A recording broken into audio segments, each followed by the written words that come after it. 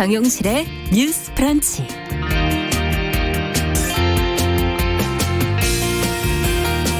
안녕하십니까, 정용실입니다. 성범죄 관련 뉴스를 전해드리다 보면은 늘 비슷한 특징을 발견하게 되네요.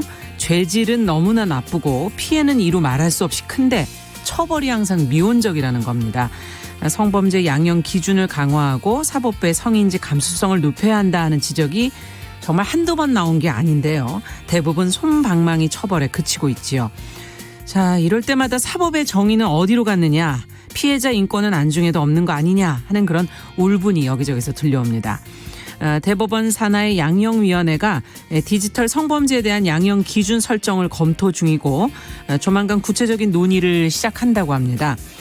디지털 성범죄뿐 아니라 모든 성범죄에 대한 양형 기준을 강화해야 한다 하는 그 사회적 요구가 높아진 지는 오래된 것 같은데요. 하지만 사법부가 적극 노력하는 모습은 보기 힘들었습니다. 이런저런 이유로 양형 기준 논의가 미뤄지기도 했었고요. 자, 과연 이번에는 될까요? 너무 오래 지연된 정의는 거부된 정의다. 최근에 이런 말들 많이 하시는데요. 마틴 루터킹의 이 말은 지지부진했던 양형 기준 논의 문제에도 적용될 수 있을 것 같습니다. 자, 4월 14일 화요일 정유실의 뉴스 브런치 시작하겠습니다.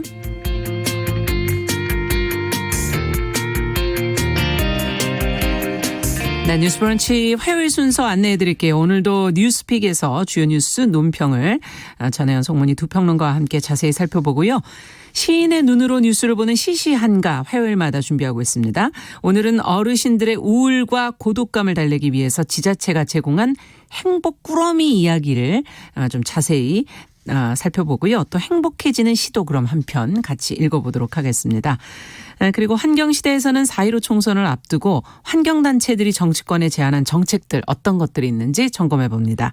끝까지 함께해 주시고요. 만약에 생방송 조금이라도 놓치신 분들은 유튜브 팟캐스트로 다시 들으실 수 있습니다.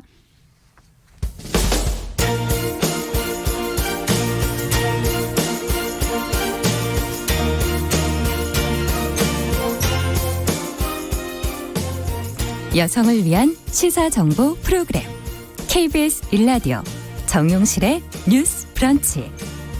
여러분의 의견을 기다립니다. 샵 9730으로 문자 보내주세요. 짧은 문자 50원, 긴 문자 100원이 부과됩니다. 네, 정용실의 뉴스 브런치는 항상 여러분들과 함께 만들어가고 있습니다. 오늘도 저희는 문을 활짝 열고 있습니다. 최희철님, 윤서영님, 신원주님, 최성훈님, 그리고 송문방님 들어와 주셨고요. 방선월님 들어와 주셨네요. 문자, KBS 콩, 유튜브 이렇게 저희가 지금 열고 있는데 유튜브로도 요즘에 많이 들어오세요. 바보남자, 오직, 남보식님, 정희철님, 전봉길님, 박진호님, 이석희님 이렇게 들어와서 인사 건네주셨습니다. 감사합니다. 계속 보면서 저희가 의견을 또 전해드리도록 하겠습니다. 뉴스픽 시작해보죠. 두 분 잘해 주셨어요. 도공감 여성정치연구소 송문희 박사님 안녕하세요. 네, 안녕하세요. 네, 전혜연 시사평론가 안녕하십니까? 네, 안녕하세요. 네. 자, 이제 코로나19 사태가 20명대로 조금 잦아들고 있기는 한데 이제 코로나19가 끝났다고 해서 또 다른 걱정들이 또 있습니다. 경제 문제 과연 어떻게 될까. 지금 이 코로나 사태로 대량 실업이 일어나는 거 아니겠나 하는 그런 우려들이 지금 많이 나오고 있거든요. 문재인 대통령께서 이제 어제 고용 관련 특단의 대책을 지금 주문을 했어요. 관련 내용 상당히 궁금해하실 텐데 전혜연 평론가께서 좀 정리를 해 주시죠. 예, 문재인 대통령이 어제 수석 보좌관 회의에서 고통이라는 표현을 썼습니다. 아마 코로나19 사태 이후에 대량 실업이 우려된다는 지적이 많이 나오고 있기 때문에 네. 대통령도 아마 강력한 단어를 쓴 것으로 보이는데요. 문재인 대통령은 이 힘들고 어려운 시기를 이겨내는데 가장 큰 걱정이 고용 문제다. 이렇게 진단을 했고요. 네. 특단의 대책을 세워야 된다. 이렇게 또 강조하기도 했습니다. 사실 지금 고용 문제에 있어서 여러 가지 우려가 나오는 이유는 대통령도 언급을 했었는데요. 일자리가 무너지다 보면 삶이 무너진다. 이러는 위기의식이 확산되고 있기 때문인데요. 그렇죠. 그래서 대통령도 이 고용 유지에 쓰는 돈은 헛돈이 아니다. 왜냐하면 일자리를 잃을 경우 우리가 어떤 사회적으로 비용이 다 들어가거든요. 그럼 오히려 비용을 줄이려면 생산적 투자의 관점에서 봐야 된다. 이렇게 강조하기도 했습니다. 네. 그래서 대통령은 뭐 정부의 역할도 굉장히 강조하고 있고 기업이라던가 노동계, 정부 이렇게 다 나서서 기업도 살리고 일자리도 살리는 길을 반드시 찾아야 된다. 그래서 어제 대통령이 가장 이렇게 강조됐던 대목을 보면 어떤 절박함을 계속 강조한 것으로 보입니다. 네. 그리고 지금 같은 시기에 더 어려운 사람들이 있는데요. 예를 들면 고용보험 사각지대에 있어서 뭐 실업급여를 받기 어려운 또 특수고용 노동자들이 지금 굉장히 문제가 되고 있습니다. 예. 그래서 문 대통령도 어제 회의에서 자영업자나 플랫폼 노동자, 특수고용자를 비롯해서 고용보험 미가입자에 대한 지원책 마련에도 심혈을 기울여달라 이렇게 당부했습니다. 네. 지금 지적해 주신 문제 최근에 많이 보도가 되고 있고 관심들이 높은데요. 기업이 이렇게 고용을 유지하고 또 정규직 아닌 노동자들을 보호하기 위해서 어떤 대책을 세울 수 있을까? 이거는 상당히 그냥 지금까지도 사실 고용 문제는 계속 돼 왔던 거기 때문에 색다른 좀 다른 많은 아이디어들이 좀 나와야지 이 문제를 타개해 갈 수 있지 않을까 하는 생각이 들거든요. 두 분께서는 어떻게 보십니까? 일단은 뉴스를 나온 거 보면 지금 전국 시군구 협의회에서 아이디어를 냈습니다. 지금 온라인 수업을 계속하다 보면 급식비로 잡혀있는 예산은 조금 덜 쓰게 된다고 하거든요. 그렇죠. 예. 그 비용이 좀 3천억 원 정도 된다고 하는데요. 그 미사용분을 이런 특수고용 노동자에게 지원하면 어떻겠느냐 이런 아이디어가 나오고 있고요. 그리고 이제 일부 지역에서 지금 오늘 우리도 다룰 아이템인데요. 기금을 조성하는 방안이 또 나오고 있습니다. 예를 들면 이제 기부금이 들어온다던가 당초 세웠던 예산이 쓰여지 않을 경우 잉여금이 남을 수 있잖아요. 예. 그런 부분을 좀 모아서 기금을 만들어서 일단 어려운 분들한테 좀 지원하는 방식으로 이 위기를 넘기면 어떻겠느냐 이런 아이디어가 나오고 있거든요. 저는 뭐 그런 부분 좋은 아이디어라고 생각을 하고요. 또 참고로 보면 우리 특수고용 노동자가 뭐 조사에 따라서 좀 다릅니다만 230만 명 이상으로 지금 추산이 되고 있다고 합니다. 그 숫자가. 그렇습니다. 네. 그런데 이제 굉장히 어려운 게 저도 이 주변에서 사례를 많이 보는데요. 지금 방과후 교사분들 있잖아요. 수입이 0원이라고 그래요. 그렇죠. 방과후 수업이 사실상 안 되고 있으니까요. 네. 온라인으로 일반 수업은 되고 있지만 근데 이런 분들 같은 경우에는 실업급여를 신청하지 못하니까 더 어렵죠. 특수고용 그렇죠. 노동자라서. 예. 그리고 이제 정부에서 일부 또는 지자체에서 긴급 지원금을 주고 있는데 지난번에도 다뤘는데 이 지원금을 주는 기준이 건강보험료를 기준으로 되는 경우가 많습니다. 그런데 특수고용 노동자의 경우에는 지역가입자로 되어 있다 보니 보험료도 상대적으로 많이 내는 경우가 있다고 그렇죠. 해요. 네. 정작 들어오는 돈은 없는데 통계상으로는 더 내야 저소득자로 그렇죠. 잡혀있지 네. 않은 거죠. 그래서 이런 여러 가지 문제가 있기 때문에 지금 이런 고용노동자 관련해서 뭐 노조나 이런 데서도 정부 차원에서 또 지자체 차원에서 세심한 대책을 세워달라 이렇게 또 주장하고 있습니다. 네. 그 지금 뭐 안 어려운 계층이 없습니다. 특히 다 어렵지만 그 중에도 많이 어려운 계층이 특수고용직 노동자 그리고 일용직 노동자도 네. 있습니다. 제 친구 중에 지금 이제 건설 현장에서 일용직으로 일하는 친구가 있는데 지금 한 달째 일을 못 하고 있다고 합니다. 네. 그래서 어떻게 보면 이 생계가 막막해지는 이런 시점이 아까 문재인 대통령이 고통이라는 단어를 썼는데 어떻게 보면 고통의 시작이다. 이제 겨우 시작인데 이 고통이 언제까지 지속될 것인가가 이제 관건이다. 이렇게 보여지거든요. 네. 지금 3월 달에 실업급여를 새로 신청한 사람이 3만 명이 넘어갑니다. 3만 명. 그러면 네. 총 실업급여를 받는 사람이 15만 6천 명에 달한다는 거고 지금 고용보험 아까 얘기하셨는데 73만 명이 고용보험을 상실한 이런 상태입니다. 네. 그러면 이제 기존에 직업이 있다가 이제 실직을 해서 고용보험 바깥에 되면은 뭐 실업급여라든가 휴업수당 같은 거 받을 수 있죠. 그런데 우리가 지금 얘기하고 있는 뭐 일용직이라든가 플랫폼 노동자, 특고 노동자들은 아예 해당이 안 되는 법적으로는 거잖아요. 사업자이기 때문에 예. 일은 노동자처럼 하잖아요. 그래서 이분들은 뭐 고용보험이든 이런 거에 거의 사각지대이기 때문에 제가 생각하기에는 이 고용보험의 범위가 너무 좁다.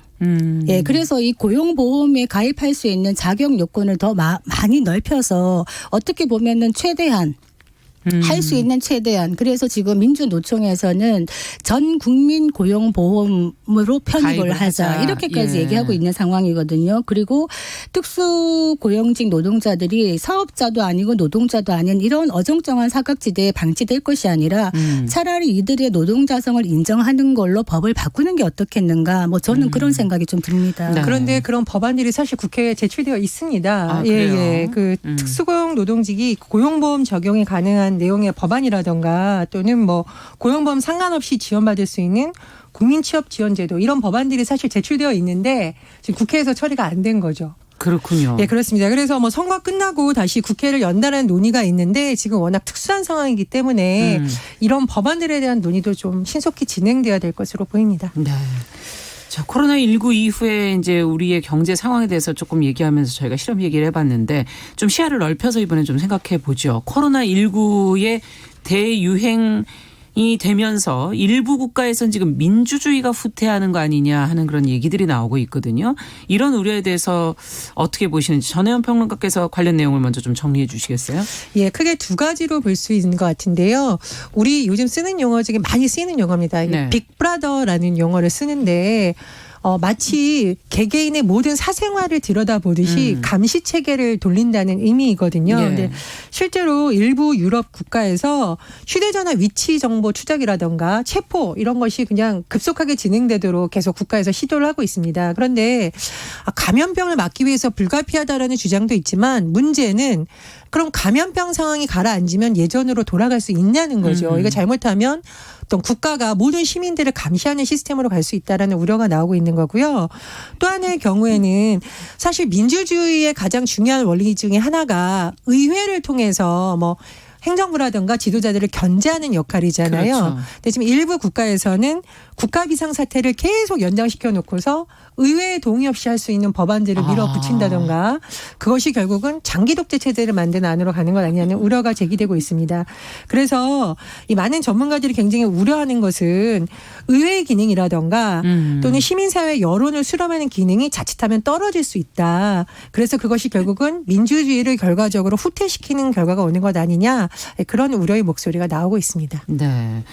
저희 감염병 사태를 권력을 강화하는데 이용하는 것 상당히 문제지만 또 사실 우리나라도 그렇고 많은 나라들이 이 감염병 사태를 계기로 개인에 대한 어쩔 수 없이 정보 수집, 감시를 강화하는 방향으로 가게 되는 거 아니냐 하는 그런 우려들도 나오고 있거든요. 두 분은 이 부분에 대해서 어떻게 생각하시는지 어느 정도 선에서 어떻게 이 문제를 끌고 가야 될까요? 그러니까 어떻게 보면 효율성 측면에서 이제 공중보건의 위기를 신속하고 효율적으로 극복하기 위해서는 이런 여러 가지 것들을 장치를 사용하는 거죠. 네. 일사불란하게 활용할 수가 있기 때문에 그런데 문제는 이런 위기 상황이 끝나고 난 뒤에도 이것이 계속적인 이런 구조가 지속될 수 있다. 그렇기 때문에 이것이 정치의 위기다. 민주주의의 위기다. 이런 얘기를 하는 겁니다. 왜냐하면 이 권력이라는 구조가 한번 이렇게 정착이 되면은 이 권력을 가진 사람들이 쉽게 놓지를 않아요. 제가 예를 하나 들어볼게요. 2001년도에 9.11 테러가 있고 난 다음에 미국에서 범죄나 테러에 대한 수사에 필요하기 때문이라고 얘기하면서 애국법을 만들었어요. 네. 정식 명칭은 테러 대책법이었거든요. 이게 2001년 10월에 만들어졌는데 이게 이런 법을 기화로 어떤 일을 했냐면 법안의 영장이 없이 수백만 명의 국민들의 통신 기록을 다 들여다보는 겁니다. 그러면 개인의 프라이버시가 다 노출되는 것이거든요. 그렇죠. 그러면 2001년도에 9.11 테러가 있었는데 이 법이 언제까지 갔느냐? 2015년 6월까지 갔습니다. 15년 네, 동안. 거의 뭐 15년 이상 갔던 거죠. 네.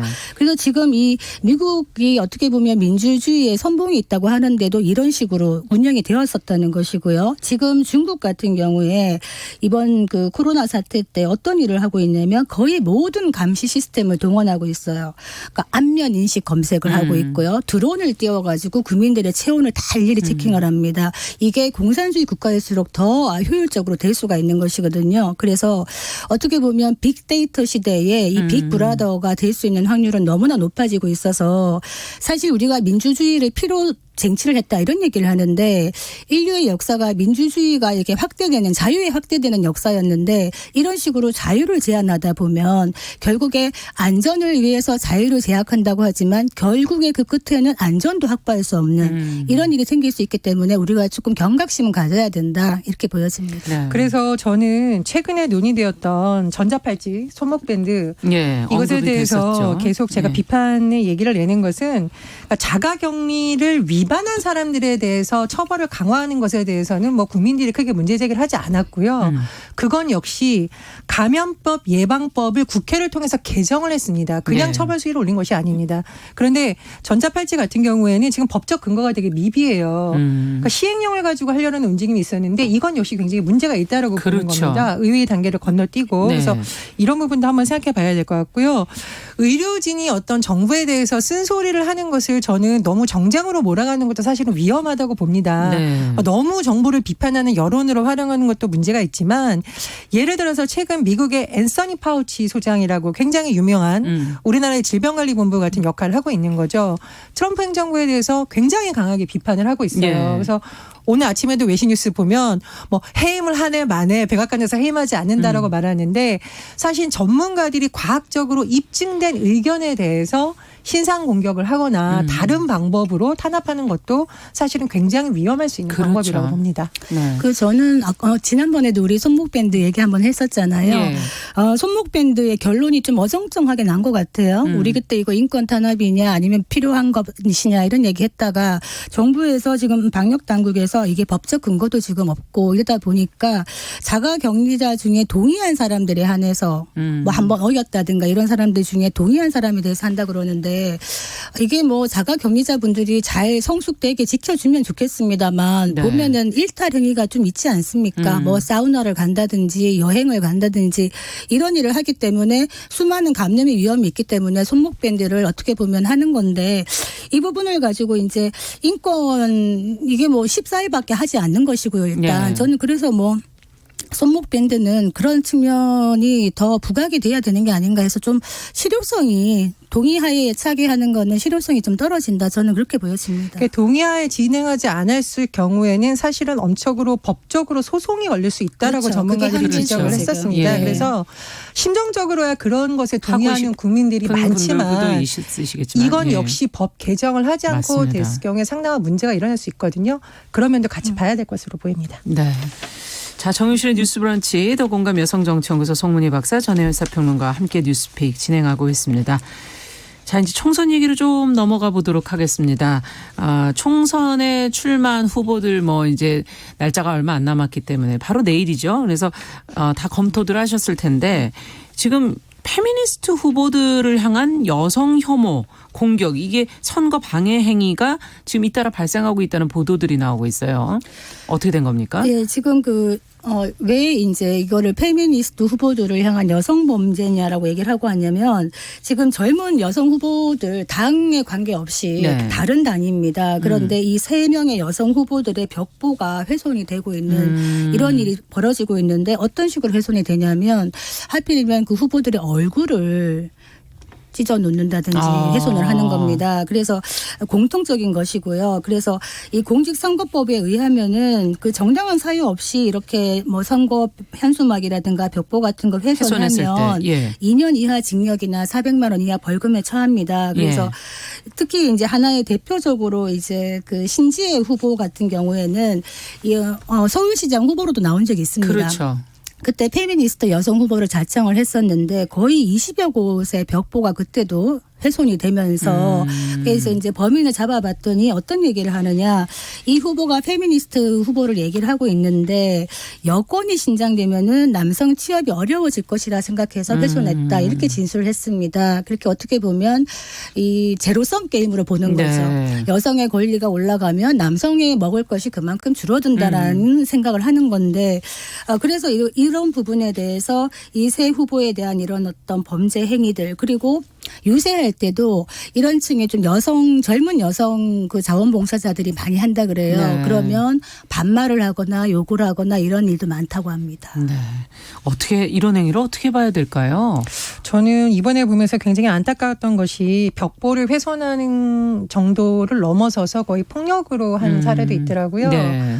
지금 선거운동을 하고 있는 모 여성 비례대표 후보한테 돌멩이를 던져서 그 선거운동원이 돌멩이를 맞았다고 하거든요. 그래서 최근에 우리가 성인지 감수성 얘기도 하고 또 국민들이 나름 이런 부분에 대해서 여성 안전에 대해서 관심이 높아진 측면도 있는데 또 여전히 이렇게 혐오 범죄가 일어나는 것은 좀 매우 안타깝다고 생각을 합니다. 그래서 이것이 범죄라는 측면을 인식을 시키려면 철저히 수사를 해서 엄중하게 책임을 물어야 된다고 생각을 하고요.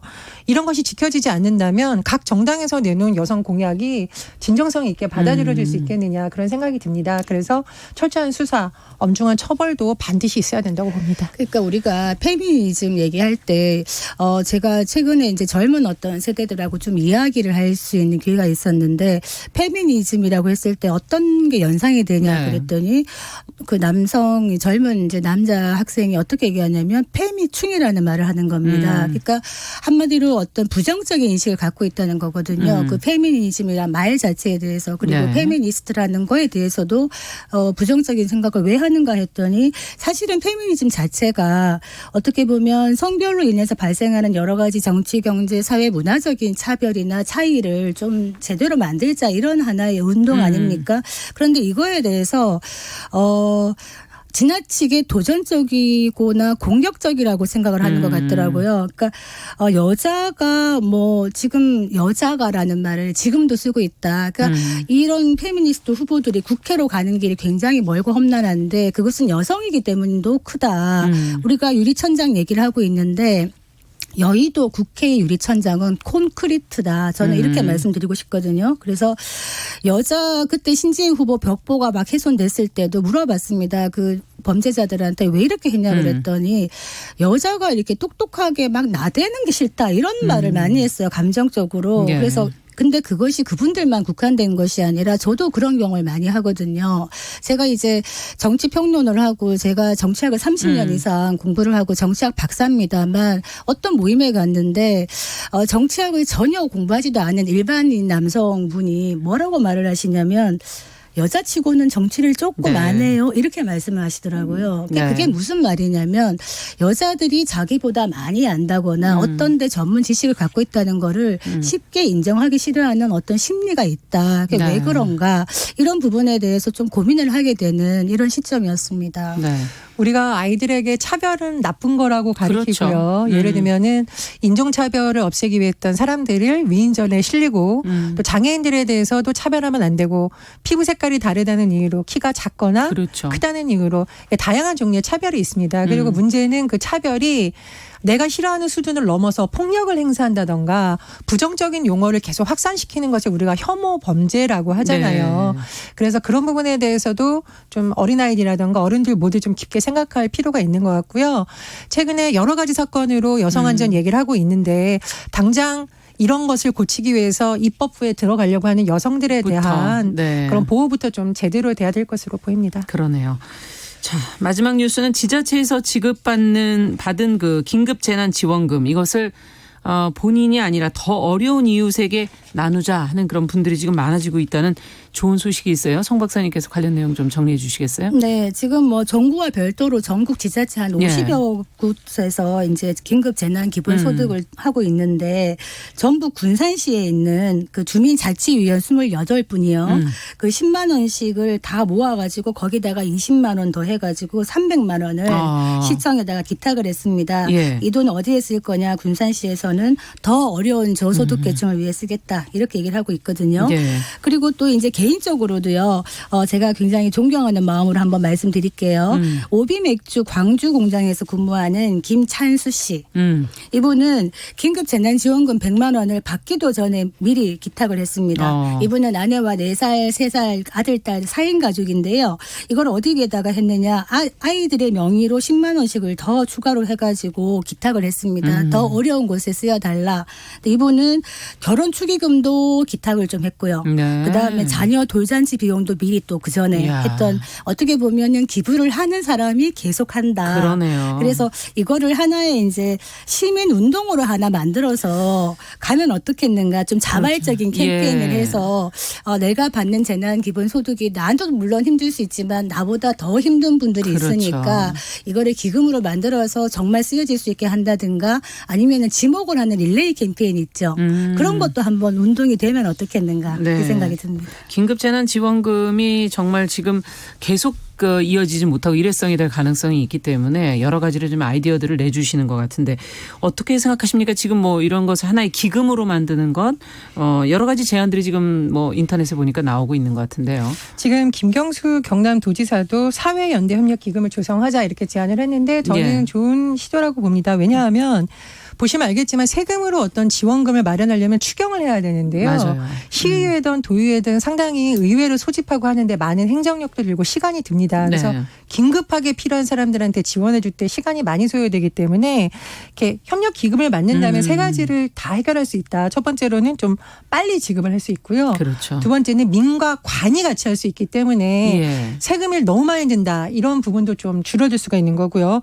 무엇보다도 자발적 기부라는 새로운 문화를 통해서 위기를 넘어서는 어떻게 보면 공동체 의식을 또 높일 수 있는 그렇죠. 계기가 되거든요. 그래서 저는 뭐 이런 부분의 아이디어는 매우 좋다고 봅니다. 우리 네. IMF 때 국모으기 다 했었잖아요. 네, 저희 장롱에 KBS 들어있는 거 저도 다 몇 개 그때 갖고 팔았는데 오셨죠. 그 한국 국민들의 취미가 뭐냐 그러면 국난 극복이 취미라고 한답니다. 그 정도로 나라가 힘들었을 때 네. 훨씬 빨리 움직이는 게 바로 국민들이었다. 그래서 이번에도 맞아요. 코로나 의병들이 좀 힘을 합쳐줬으면 어떻겠는가 이런 생각이 듭니다. 여러 가지로 의병들이 많이 활동을 하셔야 되는데 오늘 하여튼 오늘 소식 여기까지 듣도록 하겠습니다. 뉴스픽 전혜연 평론가 더공감 여성정치연구소의 송문희 박사 마지막 여러 가지 의견 주셨는데 아마 방송 들으시는 분들도 많은 의견이 있지 않을까 하나씩 주시고 그걸 가지고 저희가 또 사회를 변화시켜 보면 좋을 것 같습니다. 자, 전혜연 평론가 더공감 여성정치연구소 송문희 박사 수고하셨고요. 정용실의 뉴스 브런치는 지금 10시 31분을 넘어서고 있습니다. 라디오 정보센터 뉴스 듣고 또 오겠습니다.